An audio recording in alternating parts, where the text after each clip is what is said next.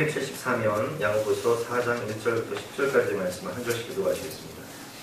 야고보서 4장 1절부터 10절까지 말씀을 제가 한 절 읽고 여러분들 한 절 들어가겠습니다.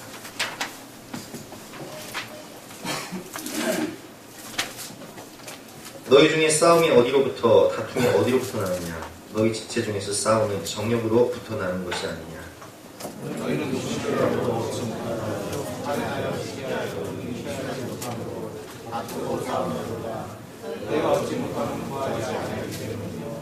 구하여도 받지 못함은 정욕으로 쓰려고 잘못 구하기 때문이라.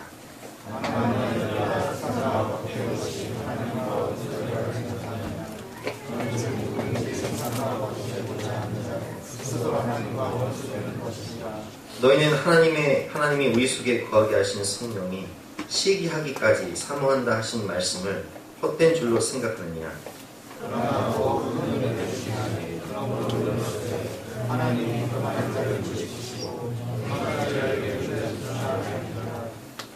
그런즉 너희는 하나님께 복종할지어다. 마귀를 대적하라. 그리하면 너희를 피하리라.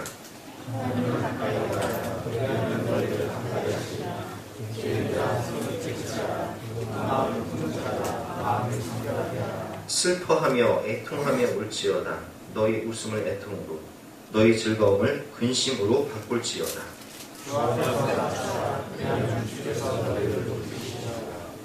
아멘. 큰 은혜를 받는 삶이라는 제목으로 본말씀 의지해서 함께 은혜를 나누도록 하겠습니다. 여러분, 왜 형제 간에 원수가 되고 부모 자식 간에 원수가 되고 싸우고 다투는 원인은 무엇일까요? 1절 말씀은 너희 중에 싸움이 어디로부터 다툼이 어디로부터 나느냐? 너희 지체 중에서 싸우는 정욕으로부터 나는 것이 아니냐? 너희가 욕심을 내어도 얻지 못함은 살인하며 시기하려더니 취하지 못함은 욕심과 정욕이 우리를 다투게 하고 싸우게 만드냐? 작년 2016년 8월에 한 할머니가 경남 양산 시청 앞에서 두 딸과 함께 피켓을 들고 시위를 했습니다. 폐륜 아들을 고발합니다. 피켓을 들었어요.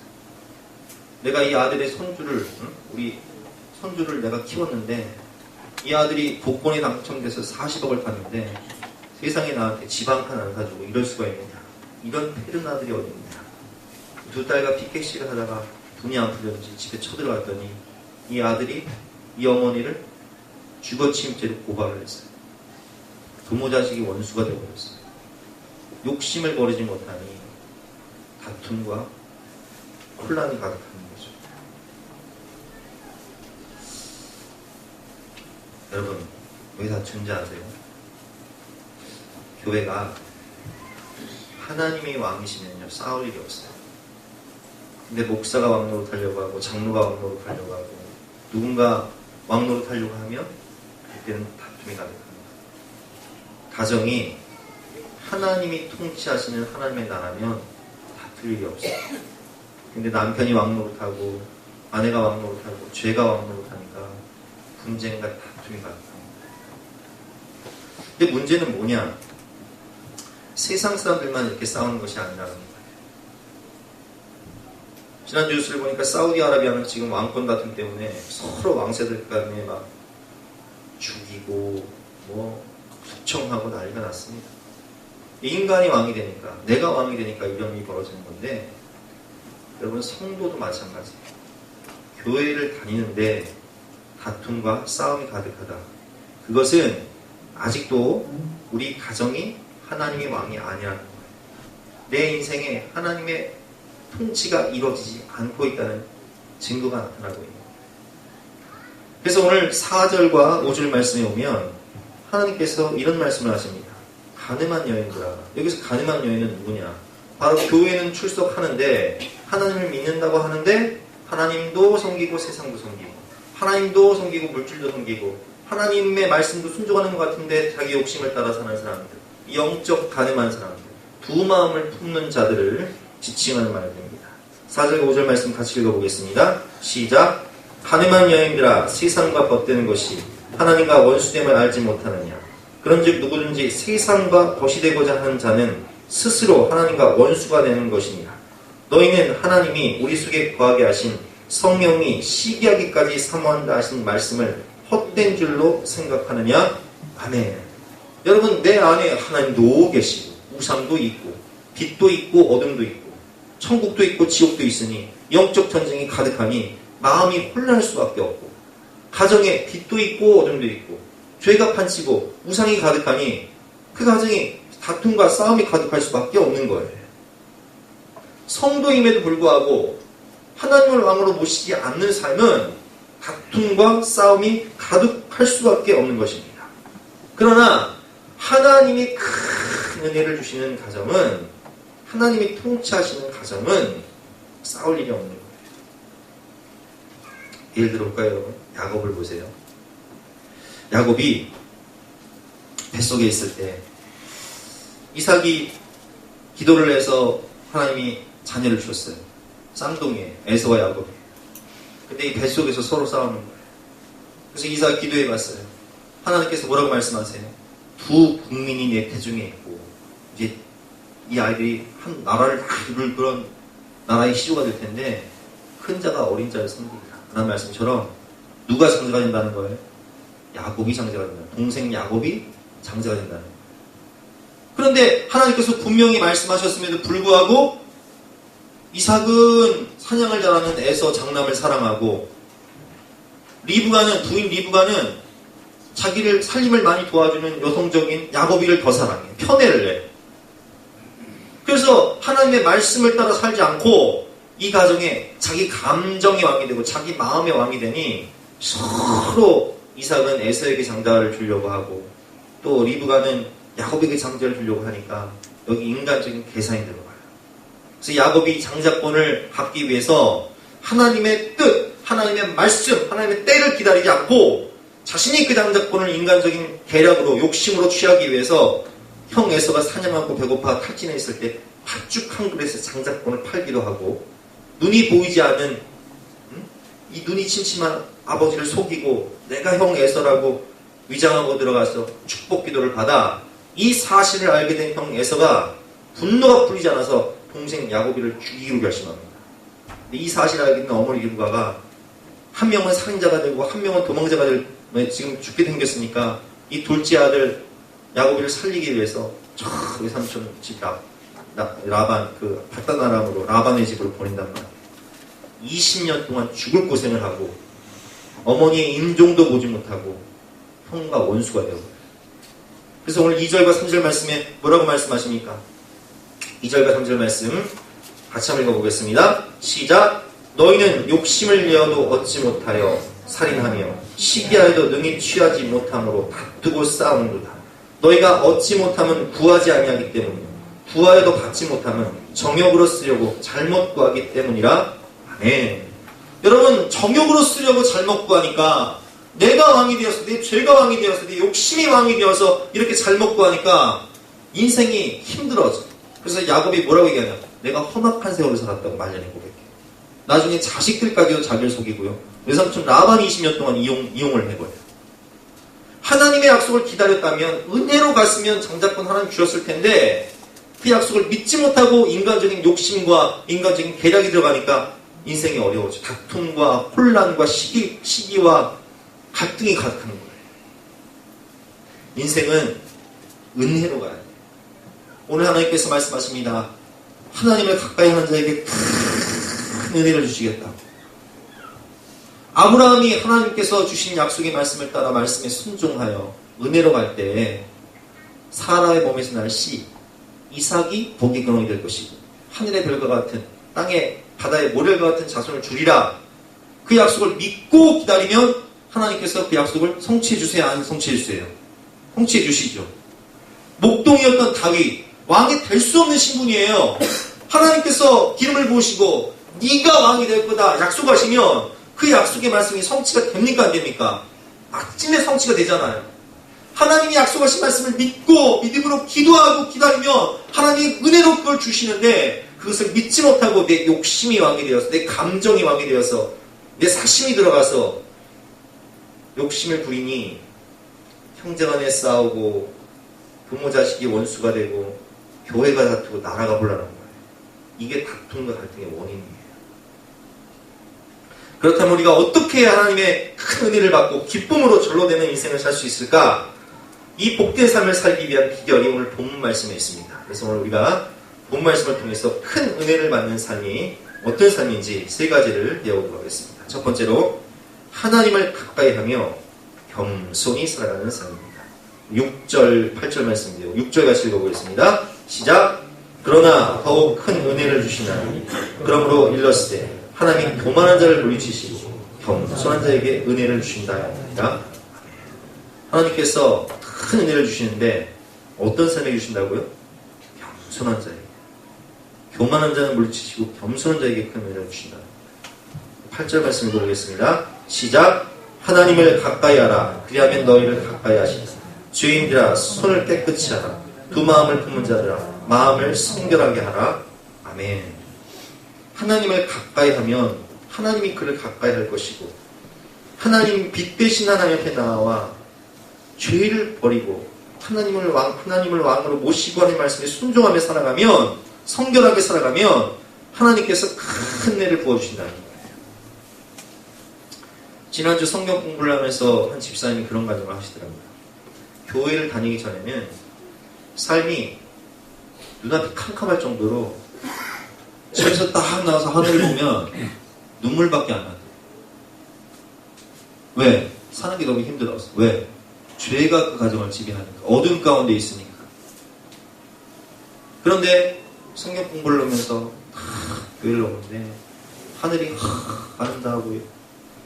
단풍이 너무 아름다우고 삶이 너무 기쁜 거예요. 그래서 제가 그랬어요. 집사님, 그것은 집사님이 어둠 가운데 있다가 빛 가운데 나왔기 때문에 빛 대신 하나님 앞에 나왔기 때문에 지옥 같은 삶이 천국으로 변화된 것입니다.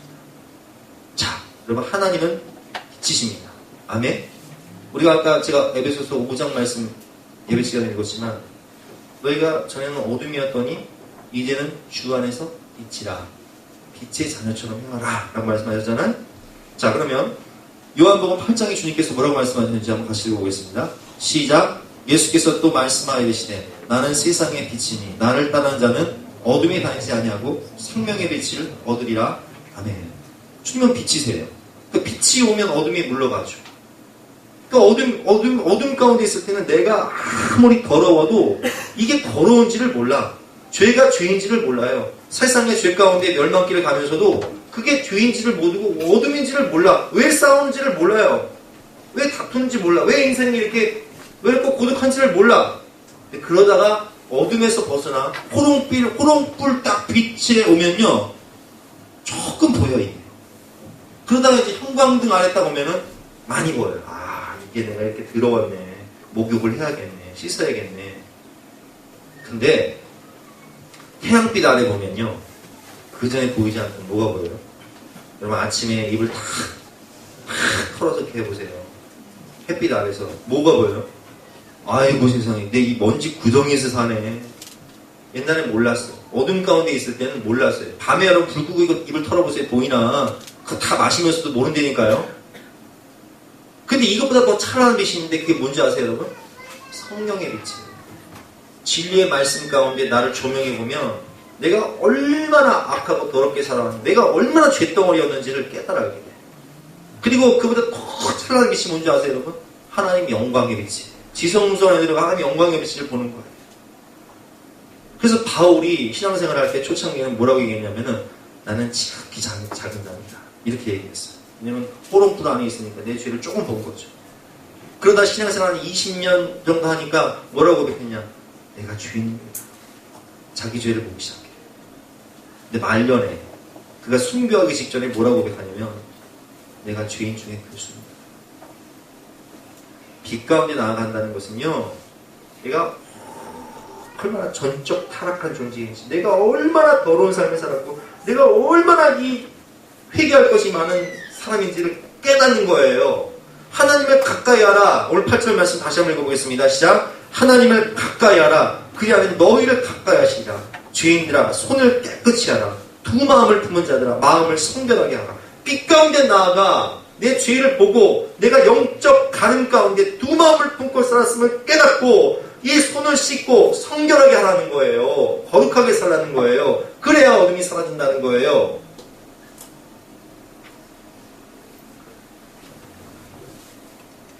모든 분쟁의 원인은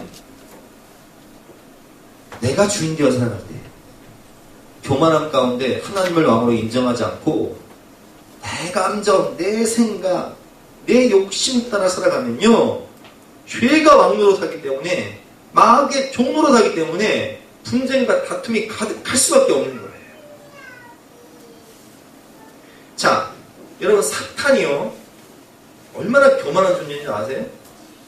사탄의 기원을 보면요, 이사야 14장 12절부터 나오는데 제가 한번 읽어보겠습니다. 너 아침의 아들 계명성이여 어찌 그리 하늘에서 떨어졌으며 너 열국을 엎은 자여 어찌 그리 땅에 찍혔는고. 사탄은요, 시작은요, 하나님의 천사장이었어요. 루시퍼는 하나님의 천사장, 하늘의 찬양대를 지휘하는 지휘자였다고요. 근데 이 루시퍼가 왜 사탄이 됐냐? 그것이 13절 14절에 나와 있습니다. 내가 내 마음에 이르기를 내가 하늘에 올라 하나님의 뭇별 위에 내 자리를 높이리라. 내 자리를 어디까지 높이리라? 하나님의 뭇별 위에 내 자리를 높이리라. 14절 같이 읽어보겠습니다. 시작. 가장 높은 구름에 올라가 지극히 높은 자와 같아지리라 하는 것. 누구와 같아지겠다는 거예요? 하나님과 같아지겠다는 거예요. 그 하나님의 영광을 다 자기 것으로 만드는 거예요. 그래서 사탄마귀가 돼요. 그런데 이렇게 마귀가 되어서 영혼들을 지옥으로 이끌 때 인간의 약점을 너무 잘 알아요. 인간의 약점이 뭐냐? 너 에덴 동산에서 다 누리고 네가 다 풍족하게 사는 것 같아도 결국 네가 왕이 아니면 다 못 가져. 네 마음, 네 생각 따라 살아야 돼. 그래서 마귀가 인간을 유혹할 때 창세기 3장 5절 말씀 어떻게 유혹하는지 같이 읽어보겠습니다. 시작. 너희가 그것을 먹는 날에는, 자, 뭘 먹는 날에는? 선악과를 먹는 날에는, 하나님 먹지 말라고 하는 선악과를 먹는 날, 하나님이 왜 선악과를 먹지 말라고 그랬어요? 하나님의 왕되심을 인정하고 살라는 거예요. 모든 걸 다 누리고 다 먹되 하나님의 왕되심 주권을 인정하고 살아. 하나님을 왕으로 모시고 살아. 이것만 지키면 네가 모든 것을 누릴 수 있다 했는데 사탄은 이렇게 유혹합니다. 너희가 그것을 먹는 날에는 너희 눈이 밝아져. 무엇과 같이 한다고요? 하나님과. 네가 하나님 되는 거야. 네 마음대로 살아. 네 감정대로 살고 네 욕망 따라 살아. 네 몸이 원하는 곳으로 네 감정이 이끄는 대로 살라고. 그래서 그 선악과를 따먹는 순간 인간에게 뭐가 와요? 죽음이 와요. 네가 이것을 먹는 날은 반드시 죽으리라 라는 말씀 따라 인간에게 죽음이 와서 삼중적 죽음, 영적 죽음, 성령이 떠나가고 육적 죽음, 사망이 오고 영원한 죽음, 지옥에 가서 심판받는 영원한 죽음이 오죠. 그리고 하나님과의 관계가 단절되고 부관계가 단절되고 가인이 아벨을 쳐 죽이고 남에게 그 창상함을 인하여 이웃을 쳐 죽이는 하나님과 원수 때문에 모든 이웃과의 관계가 단절되어지는 어둠의 삶이 쫙 가득. 이 흑암의 권세가, 음부의 권세가 싹 그 삶을 덮어서 가인이 성을 쌓고 홀로 고독하게 살아가는 것처럼 고독과 외로움과 지옥 같은 삶, 이것이 인간의 타락의 결과예요. 악의 종노릇하며 살아가는 거죠. 사울 보세요. 처음에 시작할 때는 얼마나 겸손했는지 그가 제비를 뽑아서 왕으로 선출되자 성경을 보면 행구 밑에 숨었다고 그랬어요. 마차 바위 밑에 숨어. 나는 왕이 될 사람이 아니라는 거예요. 그런데 그가 권력을 누리고 왕으로서의 모든 기득권을 누리게 되자 그는 하나님 말씀에 불순종하기 시작합니다. 하나님의 대리자로서 청지기적 삶을 살지 않고 내가 왕이지 무슨 소리야. 하나님의 왕권, 이스라엘 백성이 하나님의 백성이기 때문에 대리자로서 세운 왕인데 하나님의 주권을 인정하지 않아요. 그래서 하나님께서 사울을 어떻게 하세요? 버려버리세요. 오늘 본 말씀 주님께서 뭐라고 말씀하시죠? 하나님은 겸손한 자에게 은혜를 베풀어 주시고 교만한 자를 대적하신다고 되어 있잖아요. 그렇죠. 6절 말씀에 그렇기 때문에 이 사울은 버림받습니다. 사사시대처럼 우리 시대는 지금 하나님을 왕으로 모시지 못하고 자기 소견에 오는 대로 내가 왕이 되어 사는 시대예요. 사사기 21장 25절 같이 읽어보겠습니다. 시작. 그때 이스라엘에 왕이 없으므로 사람이 각기 자기네 소견에 옳은 대로 행하였더라. 사사시대의 혼란과 전쟁의 원인이 뭐예요? 인간이 왕이 돼요. 내가 왕이 돼요. 인본주의가 왕이 돼요. 내 자신이 왕이 되어 살아가니 죄가 판치니 당연히 혼란이 가득할 수밖에 없죠. 그러니 하나님께서 늘 이방 인생 채찍과 사람 막대기를 통해서 징계하시니 다툼과 싸움이 가득할 수밖에 없죠. 마지막으로 이스라엘의 멸망 원인과 아수르의 멸망 원인이 뭡니까? 아수르의 왕 사네립이 하나님의 성 예루살렘을 쳐들어와서 하나님을 조롱하고 멸시하고 하나님의 백성들을 조롱할 때 하나님이 뭐라고 말씀하세요? 아수르에게.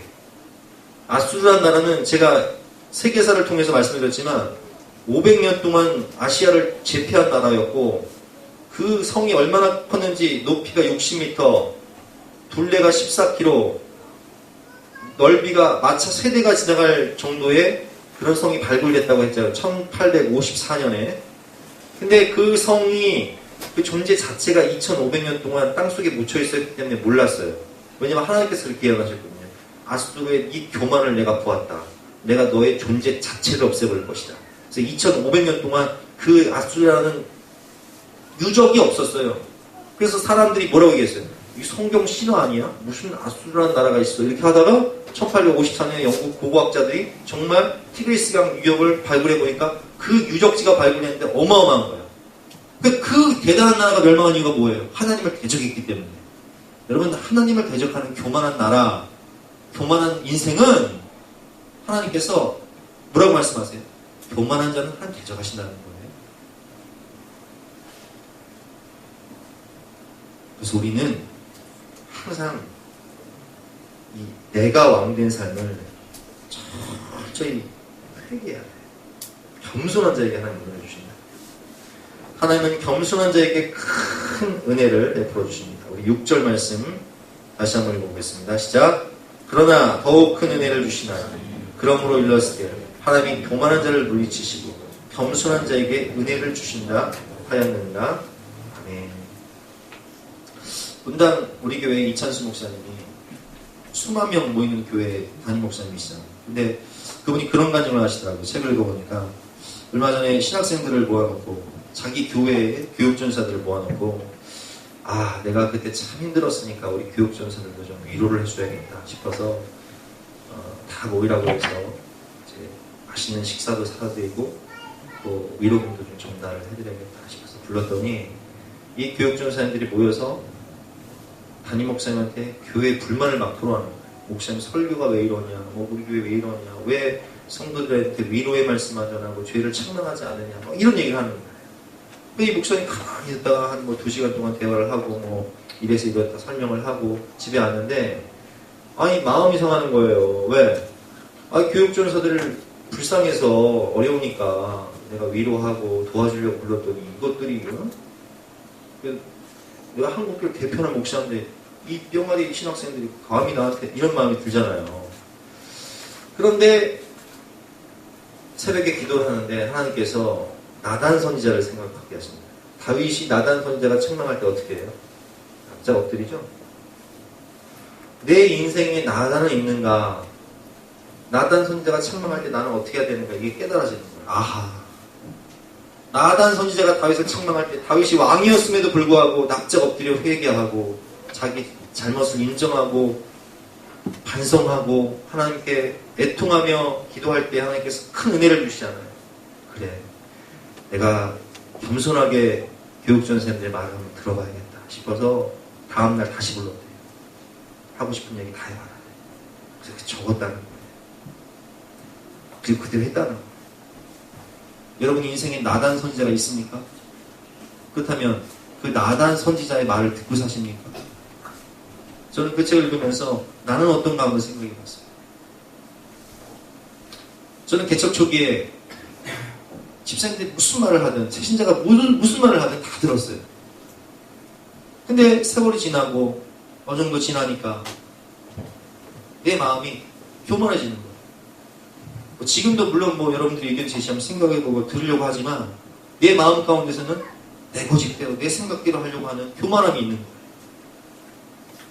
근데 이 교만함이 굳어지면요, 더 이상 나단 선지자의 말이 들리지 않으면 사울이 사무엘 선지자가 책망할 때 말을 들어야 안 들어요?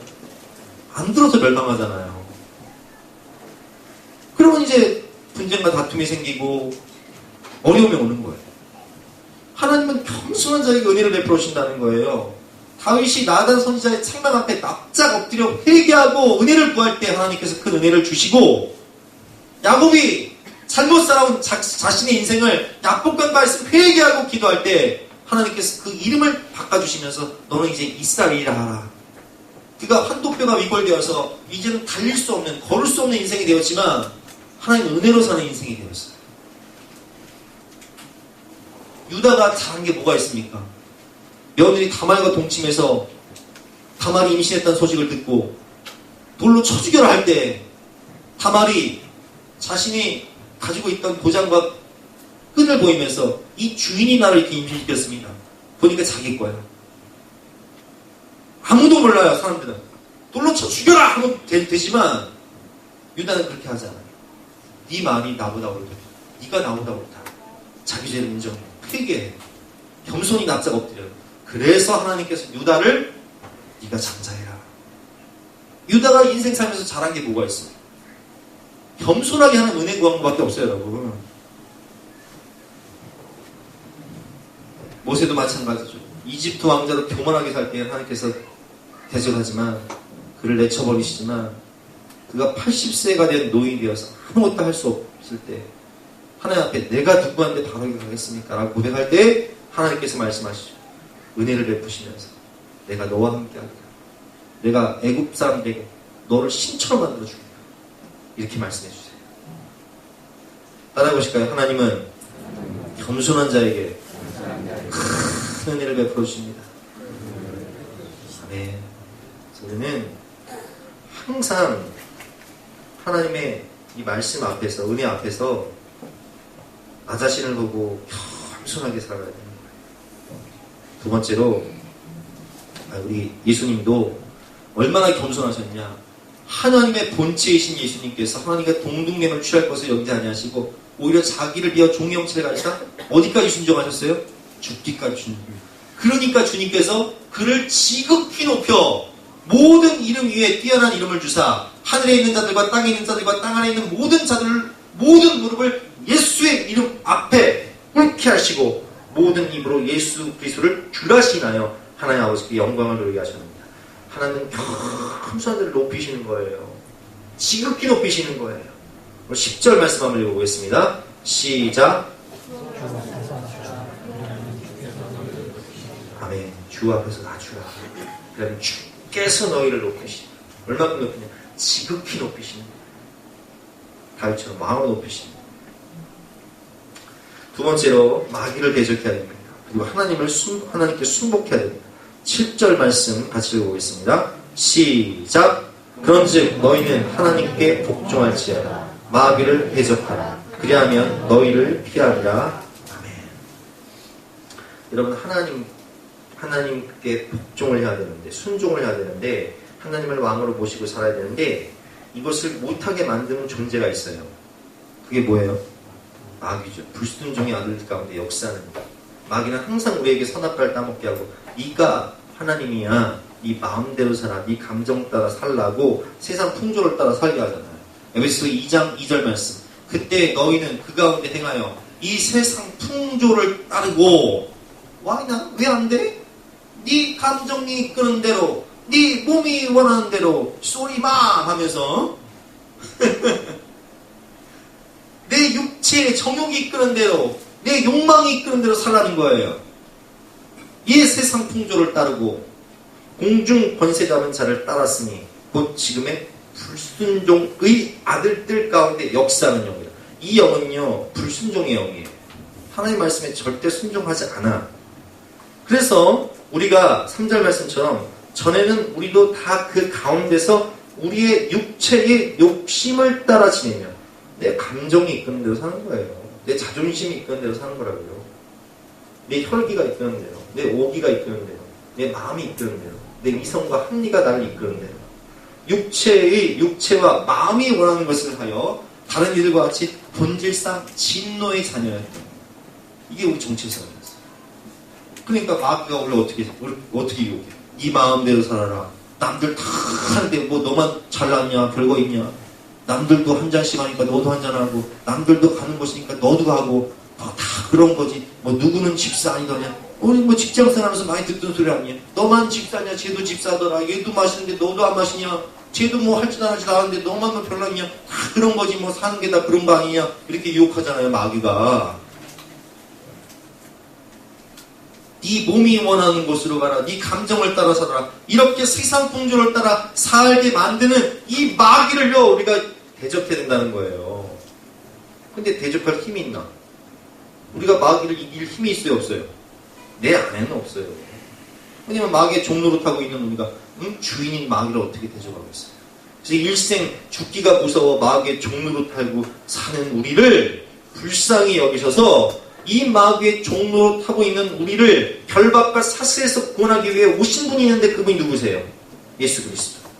히브리서 2장 14절과 15절 말씀이죠. 같이 한번 읽어보겠습니다. 시작! 자녀들은 혈과 육에 속하였음에 그도 또한 같은 모양으로 혈과 육을 함께 지니심은 죽음을 통하여 죽음의 세력을 잡은 자 곧 마귀를 멸하시며 또 죽기를 무서워함으로 한평생 매여 종노릇하는 모든 자들을 놓아주려 하심이니 아멘. 죄의 종노릇하며 마귀의 종노릇하며 육체의 정욕과 욕심을 따라 살던 우리가 예수 그리스도와 함께 십자가에 못 박아 죽어 예수 그리스도가 사망 권세를 이기기 위해서 죽으심으로 3일 만에 부활하셔서 사탄 마귀의 가장 강력한 무기인 이 사망 권세를 깨트리시고 부활하셔서 부활의 산소망을 주심으로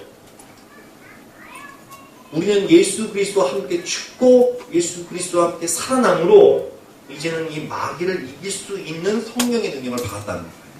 자 보세요. 예수님께서 십자가에서 다 이뤘다 말씀하시고 죽으셨어요. 그리고 3일 만에 부활하셔서 처음 하신 말씀이 뭐예요?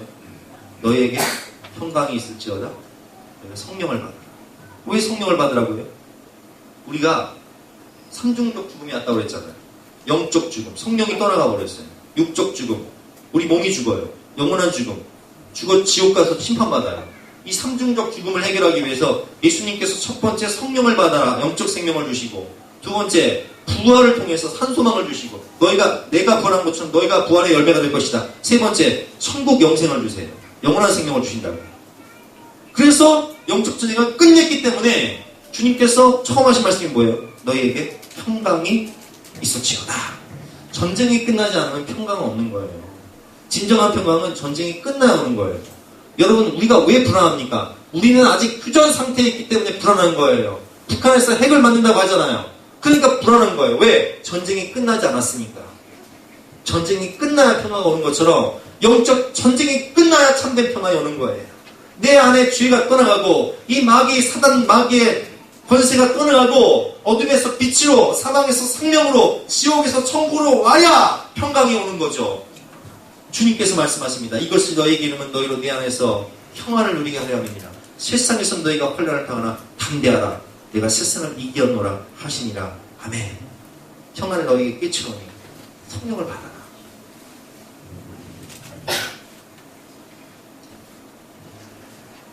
평안을 주시고 성령을 주시는. 그래서 우리는 이 마귀를 대적하기 위해서 하나님의 전신갑주를 입고 예수 그리스도의 이름의 권세와 십자가 보혈의 능력과 성령의 능력을 힘입어 특별히 하나님의 전신갑주 중에 마귀를 대적할 수 있는 성령의 검, 말씀의 검, 기도의 검을 가지라는 거예요. 에베소서 6장 17절 말씀. 구원의 투구와 성령의 검, 곧 하나님의 말씀을 가지라. 모든 기도와 간구를 하되 항상 성령 안에서 기도하고 이를 위하여 깨어 구하기를 항상 힘쓰며 여러 성도들을 위하여 구하라. 아멘. 우리가 기도하지 않으면, 성령에 매이지 않으면 무엇이 나를 주장합니까? 죄가 나를 주장하죠. 그러니까 분쟁과 다툼이 있을 수밖에 없죠. 혈기와 오기와 자존심이 나를 주장하죠. 옛사람이 나를 주장해요. 그러나 십자가 앞에 나아가 예수님이 겟세마네 동산에서 기도하신 것처럼 아버지요, 나의 원대로 마옵시고 아버지의 뜻대로 되기를 원하나이다. 나 자신을 처복종시키고 내가 온전히 성령의 도구가 될 수 있도록, 마귀를 대적할 수 있도록, 하나님 말씀에 순종할 수 있도록 십자가 앞에 나아 무릎 꿇고 은혜를 구하면 너의 숲에 조용히 나와 내 마음을 쏟아놓으라. 늘 은밀히 보시는 주님 큰 은혜를 베푸시리. 아까 찬양했던 것처럼 기도하는 자에게 하나님께서 큰 은혜를 베푸시고 마귀를 이길 수 있는 성령의 능력을 주시고 죄와 사망 권세를 이길 수 있고 마귀를 대적할 수 있는 성령의 검을 주심으로 우리가 이 사단 마귀와의 전쟁에서, 영적 전쟁에서 승리할 수가 있는 거예요. 그래서 여러분, 예수님이 기도하신 것처럼 성령을 따라 기도해요. 신약의 순종의 시대가 있는 거예요.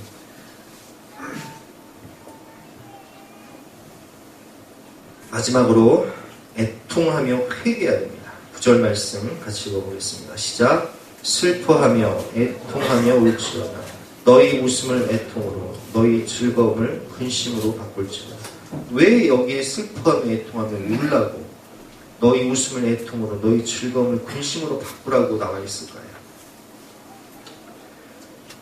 제가 아까 말씀드렸지만 인생은 딱 두 가지가 있어요. 구약의 인생, 내가 왕이 되어 늘 불순종하고 실패해서 깨지고 망가지는 인생이죠. 온 인류가 하나님 배신해서 자기가 왕이 되어 선악을 따먹고, 이스라엘이 하나님 배신하고 우상 숭배하다가 멸망하고, 남유다마저도 므낫세의 악정 때문에 하나님이 버리시고 우상 숭배하고 영적 가늠하다 멸망하고, 내가 왕이 되어, 내 죄가 왕이 되어 실패하고 깨진 역사가 구약의 역사라면, 신약의 역사는 회개하고 애통하고 회개하여 성령받아, 성령의 선물 받아, 성령의 능력으로 하나님 말씀에 순종해 예수님처럼 죽기까지 순종함으로 순종으로 승리한 역사. 그래서 12제자가 죽기까지 순종해 말씀에 순종해 순교하고, 초대교회가 말씀에 순종해 순교하고, 열방의 교회가 하나님 말씀대로 살아서 순종하며 승리한 역사가 신약의 역사라면, 인생은 구약의 인생과 신약의 인생이 있는 거예요. 아멘? 저는 구약의 인생을 25년 살았어요. 모태신앙으로 자라서 하나님 말씀을 배우지도 않고 교회만 왔다 갔다 하면서 봉사는 다 했지만 하나님 말씀도 모르고 하나님 말씀에 순종하지 않고, 누가 왕이에요? 내가 왕. 내 감정이 이끄는 대로, 내 욕망이 이끄는 대로, 내 죄성이 이끄는 대로 살았어요. 그러니 인생이 어떻게 되겠습니까? 깨지고 부서지고 망가지고 망하고 고독하고 외롭고 다 잃어버리고 우울증에 사람 만나는 것도 싫고. 그때 회개하며 깨달았어요. 뭐가 문제였는지. 내가 하나님을 믿는 게 아니었어요. 내 자존심이 왕이고, 내 감정이 왕이고, 내 욕망이 왕이고, 내 죄성이 왕인데 무슨 하나님이 왕이고, 예수님을 구주로 영접한 게 아니었어요. 그리고 깨달았죠. 내가 잘못 살았다. 내가 실패할 수밖에 없는 인생, 망할 수밖에 없는 인생, 지옥 갈 수밖에 없는 인생을 살아. 어찌하여 회개하고 애통하며 통회하고 자복할 때 하나님께서 성령의 선물을 주셨어요. 성령의 선물을 주시고 성령을 따라 기도하고 성령에 따라, 성령의 감동하심을 따라 말씀에 순종하다 보니 1997년 IMF가 터질 때 제가 아무것도 없었어요. 아무 꿈도 없고 배운 것도 없고 가진 것도 없고 보이는 것도 없고 흑암의 권세가 다 나를 불러엎어서 인생에 소망이 없어. 근데 회개하고 애통하고 기도할 때 성령이 오셔서 하나님의 비전을 보여주시고 꿈을 보여주시고 능력을 주시고 지혜를 주셔서 인생이 새롭게 되기 시작하는데, 20년이 지난 지금 생각해보니 하나님이 내게 비전을 주시고 성령의 능력을 주시고 말씀의 능력을 주시고 가정을 주시고 자녀를 주시고 교회를 개척할 수 있는 은혜를 주시고 성도를 보내주시고 여호와는 나의 목자시니 내가 부족함이 없으리로다 고백할 수 있는 모든 것을 다 채우셨다. 여러분 과거를 한번 생각해보세요. 늘 내가 왕이 되어 죄가 왕이 되어 가정의 싸움과 분쟁이 끊이지 않던 그 흑암의 삶을 살다가 하나님께 돌아와 애통하고 회개하며 하나님의 말씀대로 살고자 몸부림치며 마귀를 대적하며 살아갈 때 하나님께서 여러분들의 삶 가운데 어떻게 역사하시고 어떻게 은혜를 베푸셨는지를 한번 돌이켜보세요. 그래서 오늘 주님께서 말씀하십니다. 슬퍼하며 애통하며 회개해라, 기도해라, 주 앞에서 낮춰라. 그래 내가 그에게 큰 은혜를 베풀어 주리라. 더 이상 너 자신이 왕이 되어 살지 말고 이 감정 따라 마음 따라 욕망 따라 살지 말고 하나님을 왕으로 모시고 하나님의 말씀에 순종하며 겸손하게 성령의 도구가 되면 내가 너에게 큰 은혜를 베풀고 큰 성령의 선물을 주고 큰 비전을 주고 그 꿈을 이룰 수 있는 지혜와 권세를 너에게 줄 것이다 말씀하고 계십니다.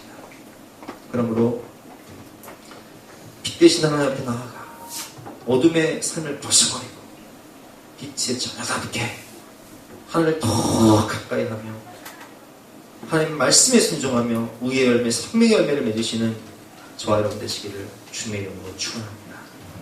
함께 찬양하고 기도하도록 하겠습니다. 하나님께로 더 가까이 갑니다.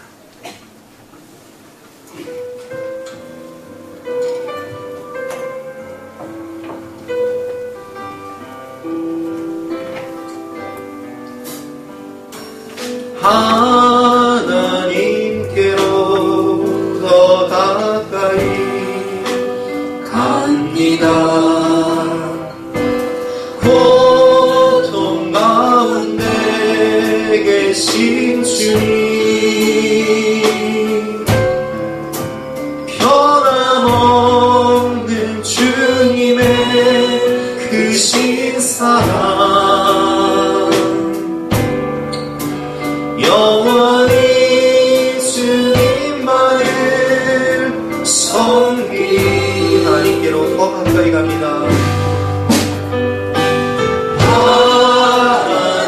하나님께로 더 가까이 갑니다. 고통 가운데 계신 주님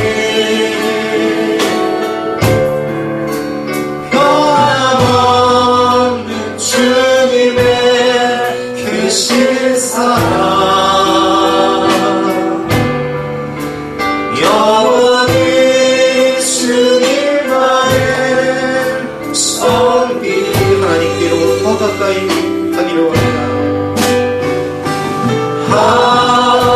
하나님께로 더 가까이 갑니다. 고통 가운데 계신 주님 변함없는 주님의 크신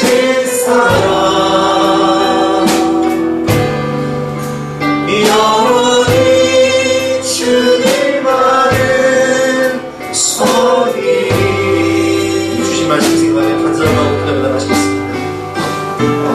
하나님의 시간 빛 대신 하나님 앞에 나아가 십자가로 더 가까이 나아가 주의 앞에 나의 자신을 성찰하며 빛 가운데 나아가 하나님의 영광의 빛 가운데 성령의 주의 빛 가운데 내 자신이 얼마나 교만하고 악하겠습니까? 내 인생의 과거를 돌아볼 수 있는 은혜 주시니 감사합니다. 내 욕망과 자존심과 혈기와 오기와 교만함 가운데 내 자신이 왕이 되어 언젠가 다툼 속에 살았던 과거를 회개할 수 있도록 도와주시고 하나님을 믿노라면서도 영적 가는 가운데 가난한 여인들처럼 한 마음을 품고 살았던 우리 모든 죄를 낱낱이 내 실상을 보고 주의 말씀 앞에서 나 자신을 회개하며 믿으신 주 앞에 나가 철저히 애통하며 회개하며 나갈 수 있도록 도와주시옵소서.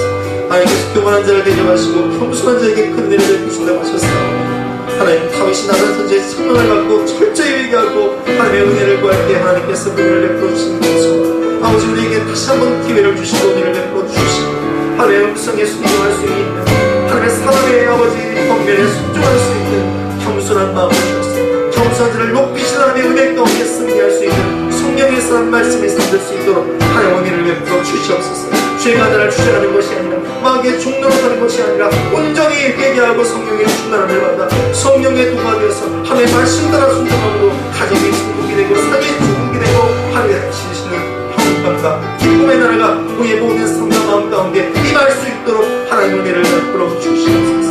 아버지의 힘으로 드릴 수 없사오니 하나님께서 함께 하시고 예수 그리스도의 이름을 아버지의 권세를 주시고 또의 능력을 주시고 성령의 능력을 주셔서 내 힘이 아닌 하나님의 은혜로 승리할 수 있는 인생이 될 수 있도록 도와주시고 하나님의 은혜로 철로가는 인생 복된 인생 될 수 있도록 하나님의 역사하여 주시옵소서. 감사합니다. 예수 그리스도의 이름으로 기도합니다.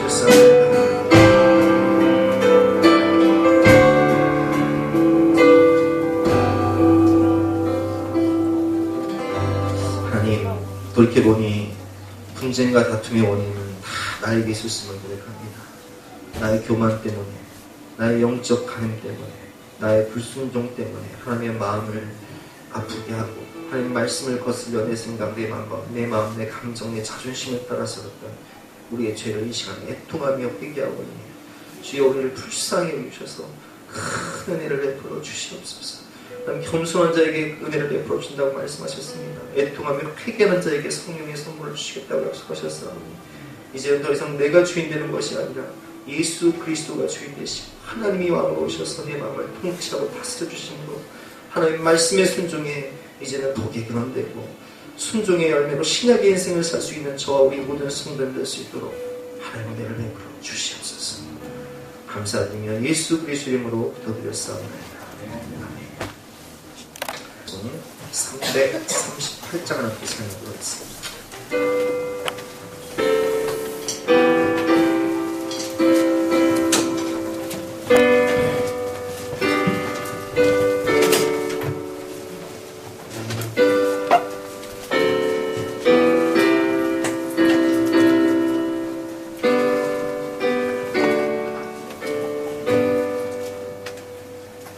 내 주를 가까이 하게 하네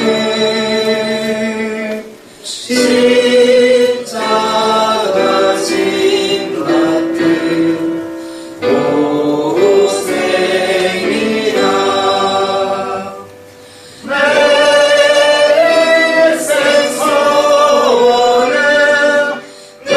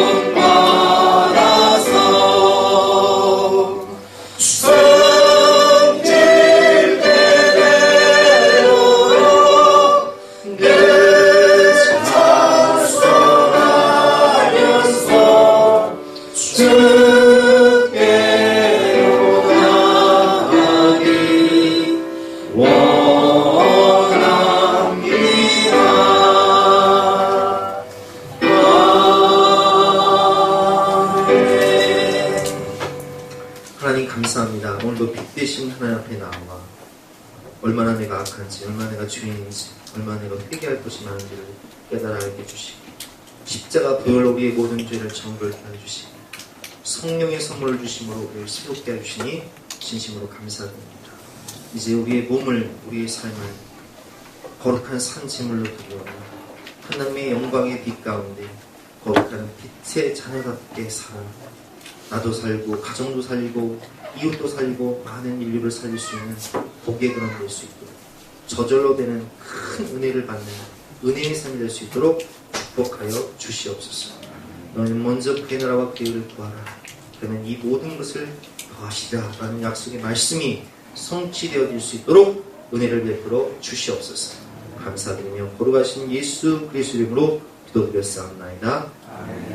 지금은 우리 구주 예수 그리스도의 은혜와 하나님의 놀라우신 영원하신 사랑과 성령님의 감화감동 역사하시니 주님께서 죽기까지 사랑하시고 큰 은혜를 베풀어 주시기를 원하시는 주님의 아들, 딸들 머리머리 위에 앞날 위에 가정 위에 사업 위에 지금까지 함께 하시기를 간절히 축원하옵나이다.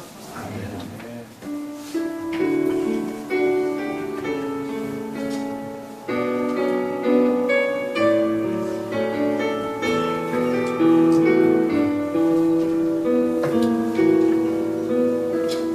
주께 힘을 얻고 그 마음에